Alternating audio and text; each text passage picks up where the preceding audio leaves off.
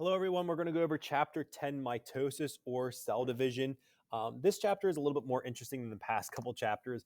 I do admit to the students that cellular respiration and photosynthesis are a little bit difficult because of all the complexity there. But in this chapter, we're going to relate back to why your cells divide and just the process of the cell division. So let's just get right into it. Why do cells have to divide? Let's go over three different reasons.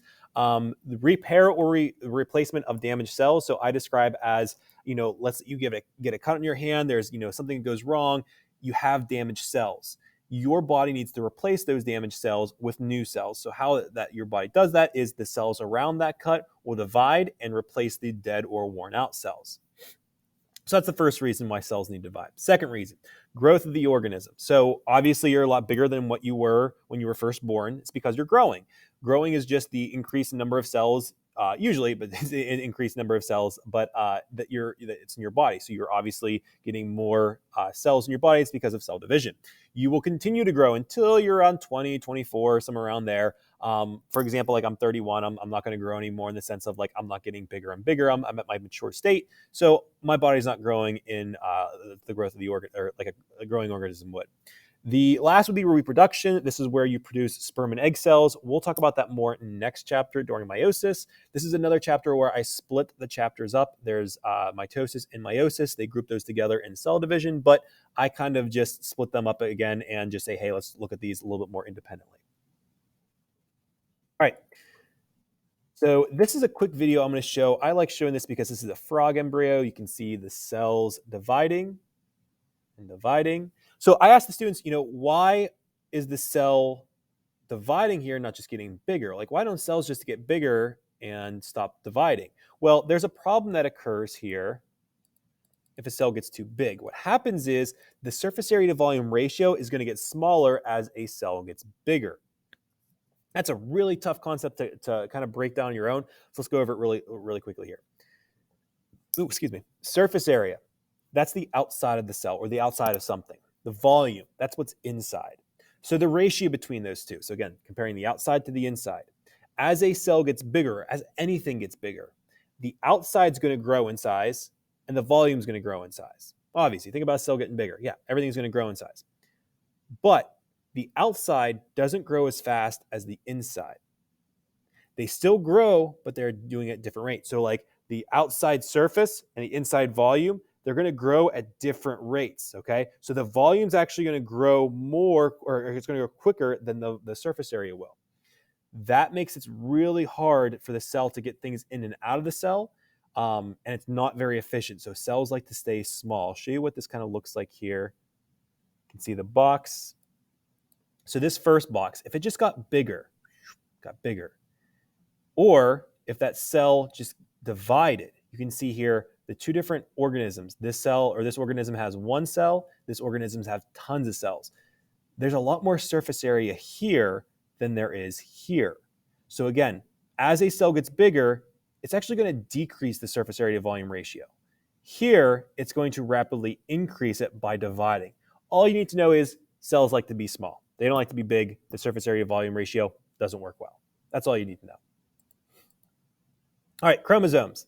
Chromosomes are made of DNA. These are instructions for every characteristic in your body. They're also located in the nucleus. So we talked about DNA a little bit before in the previous chapters, but we're going to come back to it now. The chromosomes that we're going to talk about are made up of DNA. Let's move forward here. So you can see that DNA, it's going to wrap itself around. We're not going to talk about these things. These are called histones, but it wraps itself around the histones and it tightly packs itself into these things called chromosomes. Now, a chromosome, this is like I said, a condensed organized form of DNA. One chromatid, you can see here, this is a chromatid. This is a chromatid. One chromatid is one arm. You can see this is one portion of the chromosome. Here's the other portion. That's the other chromatid. So this chromosome has two chromatids. The centromere is the region in the middle where the chromosomes are attached. You can see this chromatid here, this chromatid here. The centromere in the middle is where this chromosome is being attached with the two of the chromatids. Exists in a single chromatid. Yes, it does exist in a single chromatid, but again, it's where the chromatid's attached. Sister chromatids. These are two identical chromatids. They have to be connected by the centromere. You can see here. This is the centromere. They are connected by the two chromatids. These sister chromatids are the same. They're exactly the same DNA. And lastly, homologous chromosomes. This is when a pair of chromosomes have identical features. You get one from dad, one from mom. So you can see dad, mom, dad, mom. You can see how the bands are exactly alike. You can see how these bands are exactly alike. They're the same length. They have the same genes, but they might have different alleles, which we'll talk about in the next couple chapters. So you can see here, these are homologous chromosomes. These are homologous. These are homologous. These are homologous. But like these two chromosomes aren't homologous. They're not the same length. They don't have the same features. They don't have the same genes. These are the same chromosomes, or the homologous chromosomes, and these are the same homologous chromosomes. All right, on to cell division. This is going to be the majority of the chapter. All cell division is talking about is the process by which cells are going to divide, and they're going to create two new daughter cells. There are two different types of cell division that we're going to talk about specifically in this chapter. Mitosis, which is the division of somatic or body cells, and meiosis, the division of gamete or sex cells. Mitosis, let's go back to this one. This is how your body cells, so like your skin cells, your eye cells, your stomach cells, anything that's a body cell is going to divide. That's what the term somatic means. Meiosis, this is the division of gametes or your sex cells, your sperm and your egg. So meiosis produces sperm and egg. Mitosis produces body cells. For the cell cycle, there's two main parts of the cell cycle. This is interphase and mitosis. We're going to talk about first is interphase, and then we're going to talk about mitosis later on. So in interphase, we have a couple different steps here. We have, this is when the cell usually grows in size, duplicates its organelles. If you're thinking about a cell that needs to divide, it needs to have enough stuff inside for the two new cells to have enough to survive. If they produce two new cells, but one of the cells dies because it doesn't have enough material or organelles, that's going to be a huge problem. We need the cell to be able to split and live on. So think about like if you're taking one house and making it two houses, like you need enough stuff. You need two microwaves, you need two dishwashers, you need two refrigerators, you need two of everything. So when that house splits, you have enough for each house to go through its normal functions. So within interphase, we have three different steps. We have the G1 step, we have the S step, and we have the G2 step. You can see interphase here. This is the cell cycle. This is interphase. We have G1, S, and G2. So it goes G1, S, G2. In G1, the cells grow in size and duplicates its organelles. In S, this is where replication occurs. Think DNA is being duplicated or copy-paste. I'll show you here in a little bit what that looks like. Because we talked about chromosomes earlier on. We're going to talk about in S phase what that looks like. But this is where DNA replication occurs. In G2, we're going to prep for the cell to divide. So within interphase, we have G1, S, and G2. So this is replication. You can see here where we're going from, we have two chromosomes here, and we still have two chromosomes here, but they're both replicated. You can see we doubled the amount of DNA. If you think about it, each new cell needs the complete set of DNA to survive. So we need to double the DNA. That's what duplication or replication stands for. Now, before we get to the mitotic phases, there is one side step here. There's one side phase. This is called the G0 or GO phase. This is where a cell will not go through mitosis. These are more rare cells, but they do not go through mitosis. They are indefinitely stuck in G1 phase. These will never go through mitosis. They're like your nerve, heart, and muscle cells. That's why when you have major damage to like your nerves or your heart, you can't gain those functions back all the time. So like if you have nerve damage, people that become paralyzed because of an injury, that's why those cells don't replicate, is that they're staying in this G1 phase. They have a very specialized task, and their cells just don't go through mitosis. All right, in interphase as well, what we're going to see is, by the way, for each of these steps that we're going to talk about, we're going to see different like diagrams here that I want you to be able to identify. I give you the like what the diagram looks like for interphase, and then what a cell looks like for interphase as well. Cell growth, DNA replicates. This is an interphase. Dark nucleus in the middle. Think dark center. So you can see here, this is what the cell looks like at interphase. You can see it looks exactly like that here in this cell. Moving on to the mitotic phases. Yes, what do you say when your sister steps on your foot? Ow! Mitosis.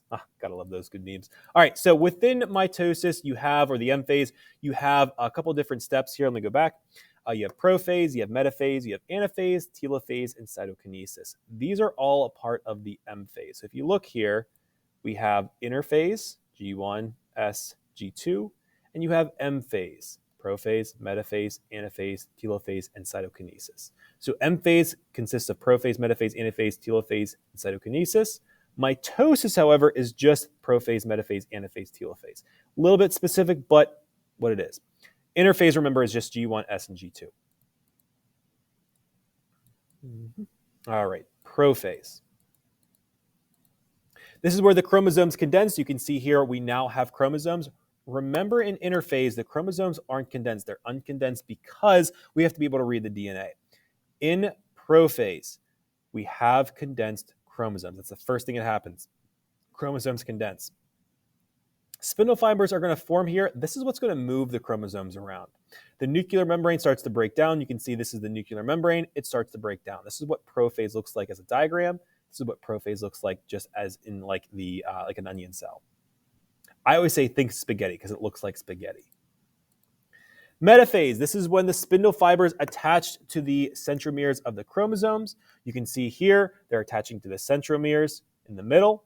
The chromosomes are going to line along the middle. You can see this is what they look like, and they are lying along the middle there. That's called the metaphase plate. Just a little side note, that's called the metaphase plate. Think middle, metaphase. Anaphase, this is when the spindle fibers start to shorten and they'll actually separate the DNA. Remember, we're trying to get all of the DNA for each new cell separated. So one cell is going to have 4 chromosomes, the other cell is going to have 4 chromosomes. And if you look here, 1, 2, 3, 4, 1, 2, 3, 4, each new cell is going to have 4 chromosomes. In the beginning, if you look, we had 1, 2, 3, 4 chromosomes. And after anaphase, we should have 4 chromosomes in each cell. I always think about, I had a student my first year, and they were talking about, oh, my name's Anna, I break up with my boyfriend. That's how I remember, anaphase. So I always, tell the students, hey, remember Anna, she broke up with her boyfriend. This is where the chromosomes are going to split apart or break up. For some reason, students remember it that way. Great. I always show that they also look like fingers too. This looks like fingers for anaphase. You can see that the fingers look like this above there. Yeah, perfect. Telophase, cell starts to split. You can see here the cell is splitting. The chromosomes are going to start to uncondense. You can see they're going to look like a nucleus almost now. Nuclear membrane starts to reform. I also tell my students, think about 2 fists here. It looks like 2 fists there, and it looks like the fingers right there. Yeah, this is what telophase looks like in the diagram. This is what telophase looks like in the cell. Lastly, we have cytokinesis. This is when the cytoplasm divides. You can see here mitosis is complete. Think cytoplasm split. Cytoplasm split for cytokinesis. This is what the diagram looks like for cytokinesis, and this is what the image looks like. You can see that cell starting to split right there.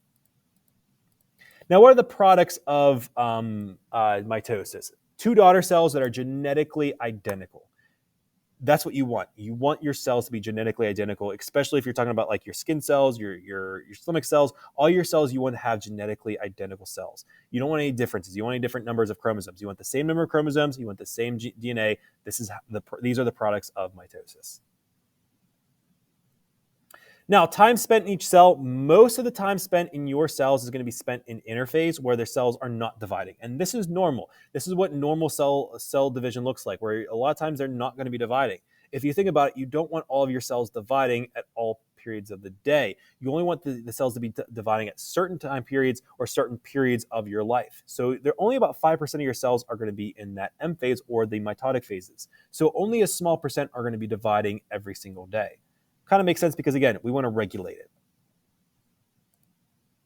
Here's what mitosis looks like. You can see here the cell dividing. It has there. Here we go. The cells come together in metaphase, anaphase, and then telophase. I love showing this because it shows you what mitosis looks like. Last subject is going to be a little bit of a touchy subject.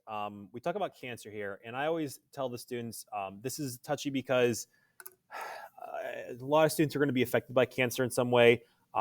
I admit my father had cancer a couple of years ago. Thankfully, he's recovered since then. So this can be a touchy subject. So I preface this section with, hey, I understand you might have things going on in your life that other people don't know about. I try to just give the facts and say, hey, this is what's going on so you can learn and better know about this subject in general. A lot of times in class, students are asked, like, why do we have to know about this stuff? Why do we have to know about this chapter? Why do we have to know about this?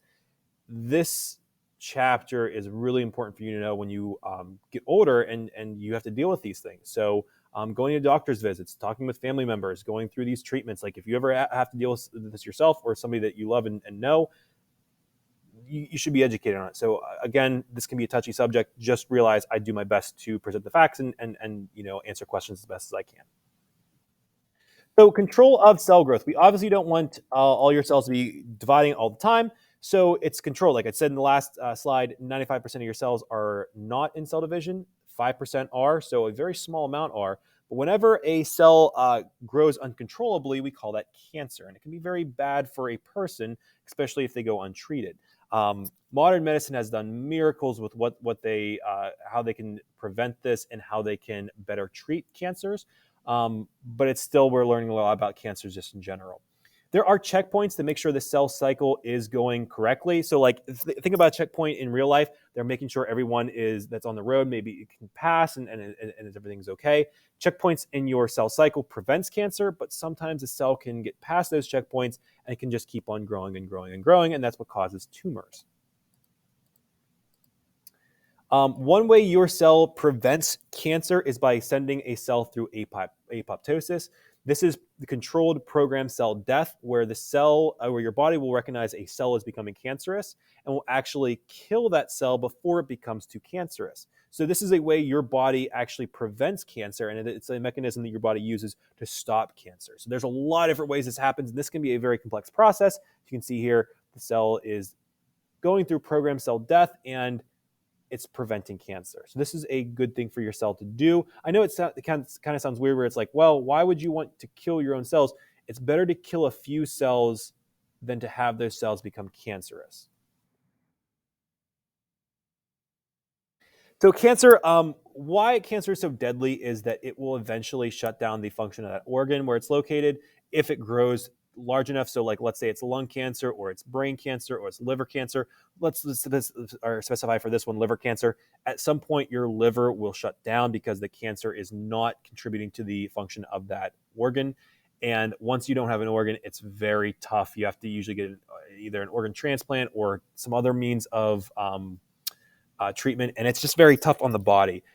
What metastasis is, if you ever heard that term there, metastasis is the movement of cancer from one organ to the next, usually through the circulatory system, but then you have cancer in several different organs, which can really be difficult for a person, just because it's like fighting several forest fires. When you're fighting one forest fire, you can send all your resources at that forest fire. When this cancer starts to metastasize, it's very tough to fight that cancer because there's just so much cancer in different organs. So again, this is something that scientists and doctors try to prevent. Why do people get cancer? That's a question that I'm asked a lot. There are known factors, and then there are some kind of unknowns about cancer. One of the known factors is carcinogens, and these are cancer-causing substances that lead to mutations in your DNA that will cause that cancer. A couple that we talk about in class is like radiation, obviously from like the UV, like tanning beds in the sun. That's why they tell you to put sunscreen on when you go outside in the summer, because UV radiation from the sun can cause cancer in the long term. It's not like if you go out once and you get some UV radiation, you're instantly going to get cancer. It's after repeated usage and repeated exposure to UV light that you can develop cancer. You're increasing your risk of having cancer. X-rays as well. That's why you put lead vests on when you get an X-ray, and they ask you like 1,000 times, like, how many times have you had an X-ray this month, or when's the last time you had an X-ray? They want to prevent you from getting all this radiation. Chewing, smoking tobacco causes cancer. It causes a lot of like mouth cancers and lung cancers. Sorry, there's an announcement going on if you didn't hear that. Unhealthy drinking, eating, alcoholic beverages, processed foods. There are small links to cancer. It's not like, again, if you eat something, you're instantly going to develop cancer. It's over long periods of time. I'm going to show you a graph here in a little bit that's going to make it a little bit more sense. Environmental, car exhaust, fumes, work chemicals, anything along those lines can increase your risk of having cancer. Again, I want to make this clear. It's not like you smell some car exhaust and you instantly get cancer. It's a repeated exposure to these things that can cause cancer and cause increased risks of developing the cancer. I love showing this graph because it's very eye-opening. Back in the early 1900s, they didn't know about the risk of smoking, and you can see here cigarette consumption drastically increased in the early 1900s. And then about 20 years after, we saw huge increases in lung cancer. Well, it's because we started figuring out, oh, this smoking causes lung cancer. And it's because it doesn't instantly just give somebody cancer. It takes a long time, but they do develop that cancer later on. Another graph I'm going to show you is cancer rates among males and females, and along with age.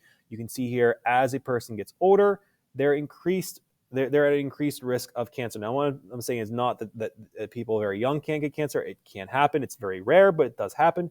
But what you're seeing here is cancer usually develops later on in life because they've been exposed to things for that long of period of time. So like cancers when you're you're below your 20, very rare. As you get older, though, you've been smoking for a long time. You've been, drinking alcohol for in excess for a long time.